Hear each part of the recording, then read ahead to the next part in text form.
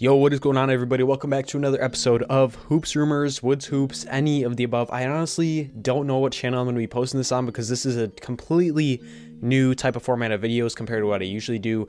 Obviously, if you're subscribed to Woods Hoops, my other channel, I don't know what channel I'm posting this on, but if you're subscribed to that channel, you know all my videos are basically voiceover, and if you didn't know, they're scripted. So I write the whole thing out beforehand because I really want to consolidate my thoughts, and obviously some of these things are like hot takes. So I want to get that, like, kind of just formulate all that, make sure it's all legit. So I'm not just rambling off the top of my head, basically. But today we got something very special. We got something new. We're going to be covering all the rumors and news that we got in the NBA today. And I'm not sure how often I'm going to be doing this. It's going to depend on the news. And I don't know what channel it's going to be on. So if this is on the main channel, be sure to like below if you want it to stay on here. And if not, I'll make a new channel for sure. Actually, I already have one made. I just don't know if I'm going to post it on there because I already have a Hoops audience on the Woods Hoops channel. So with that being said, this is the end of November here. It's getting very interesting. There are not a ton of huge players in the rumors and news, but there are some pretty significant players that could end up leading to some interesting things happening, to say the least. So with that being said, we're going to start out with the Kemba Walker Knicks situation because this is by far one of the most interesting things, in my opinion, at least. And honestly, I'm gonna be honest with you guys. I got this one wrong. I thought Kemba on the Knicks would be an insanely good fit. They got him on a really good contract. He has the potential to bounce back to his all-star Hornets self. Yet here we are. The man has been, well, struggling to say the least. He has had some good games, but despite this, he's just fallen short for the Knicks and what they were hoping to get from him. Honestly, I'm not surprised that he's out of the rotation at this point because this Knicks team just has so many guards. Guys like Alec Burks, guys like Emmanuel Quickley, guys like Derrick Rose. All of these guys are basically at this point starting caliber point guards or shooting guards at the very least. And, well, Kemba just was not performing, and Tibbs is the kind of coach, I know as a Timberwolves fan, Tibbs is the kind of coach that will put someone on the bench, even if they're the star, even if they're supposed to be the guy.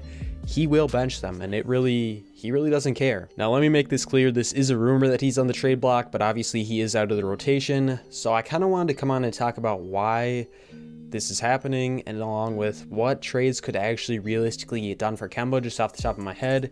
Because obviously I'm not going to go through the trade machine on these kind of videos and like type everything out, get the packages and all that, but some general names that I think would be a good trade for Kemba Walker. So with that being said, this is just happening because of his lack of play and competition between all the other guards. Like I said, this Knicks team is stacked.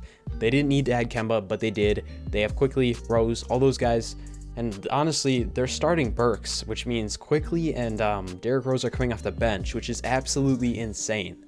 But with that being said, trade, there's been one name that I've seen the most, and it's John Wall. Am I a big fan of this move for the Knicks? Absolutely not. We have seen this team time and time again, just when they're getting on the right track, make a move that just absolutely messes them up for years to come. And I think John Wall would be just that. The man is making $47 million, has no interest in a buyout. So if they were to get this deal done, number one, they would have to trade away $47 million worth of salary. I don't know how much they can take on, actually, so it might be a little less than that. But overall, it would just not be a good deal because John Wall, sure, he's a good player. Is he that much better than Kemba or guys like Derrick Rose, Emmanuel Quickley, all that? For the money? Absolutely not. We already know he's on one of the worst contracts in the league. And the fact is, the man just, he's not what he used to be. He's not what he used to be. But even though I don't think the John Wall trade would work, there are some veterans that I think this team could target in exchange for Kemba. He's on a very tradable contract. I believe it was $8 million a year, if I'm not mistaken. Very tradable for someone like Kemba, who still has the ability to potentially bounce back, just not in a stat guard rotation like the Knicks. But with that being said, I think that this team should target some veterans on some rebuilding teams. And in my eyes, the best ones to target are teams like the Rockets, the Spurs, anyone like that. In particular, I picked out a few players. I got them bullet pointed on here just off the top of my head. On the Rockets, we got Eric Gordon and Christian Wood. Obviously, John Wall's on the Rockets, but I know this team has a couple veterans they might be willing to trade. Eric Gordon would be the most logical situation for both teams in this one.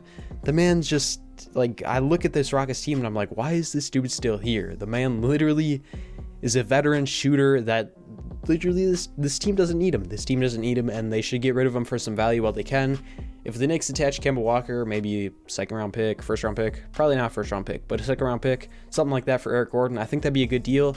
Knicks get the shooting they need desperately, not as much at the moment, but last year it was clear in the playoffs they lacked a lot of shooting. So someone like Eric Gordon, who could be an outlet in the playoffs when Julius Randle or anyone else is struggling, that would be clutch for them. The Christian Wood deal is a bit different because this would be a really big package. Kemba Walker in itself wouldn't get done. Christian Wood has shown that he's on fire in this Rockets win streak. Well, small win streak, a few games, but obviously he's on a different timeline than their young core. They're obviously going to get a lottery pick, maybe top 3 pick next year. They're pretty much tanking, so they might as well get rid of Wood if they don't have him in their future plans.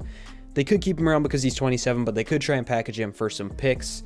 And a Kemba Walker just to get rid of Christian Wood. And they could probably flip Kemba as well, do like an OKC Thunder type thing. And I think that would work out pretty good. But those are the 2 Rockets players I think would be good. As far as anyone else, I think Goran Dragic would also be another good target for this team. Similar play to Kemba Walker, except probably more consistent. Obviously, Kemba is just kind of a shell of what he used to be. I think the Raptors would be interested in doing this because, well, Kemba, to put it simply, is making less money. So ship off Kemba for Goran Dragic, maybe some draft capital on one or the other side, and I think they would have a good deal. The Knicks would get a guard that could come off the bench, even start for them. Dragic has shown that he can come out big in playoff moments for the Heat, and I think this would overall be a great move for the team. To put it simply, this Knicks team just has too many elite guards. I mean, they said they're starting Burks, but I think that Emmanuel Quickley and Derrick Rose could just as easily start.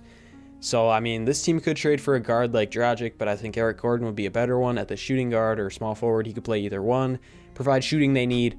Overall, good stuff just off the top of my head. I think that'd be a good move.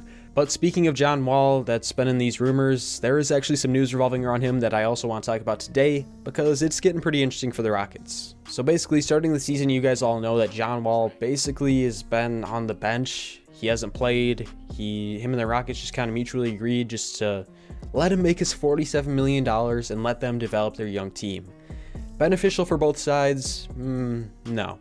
Rockets literally have so much cap space, not that it really matters because they're rebuilding. For John Wall, this is a huge deal though because he's literally competing to show that he's a Kemba Walker type player and, well, or at least a Kemba Walker type player for a new contract. And the man he doesn't have the opportunity.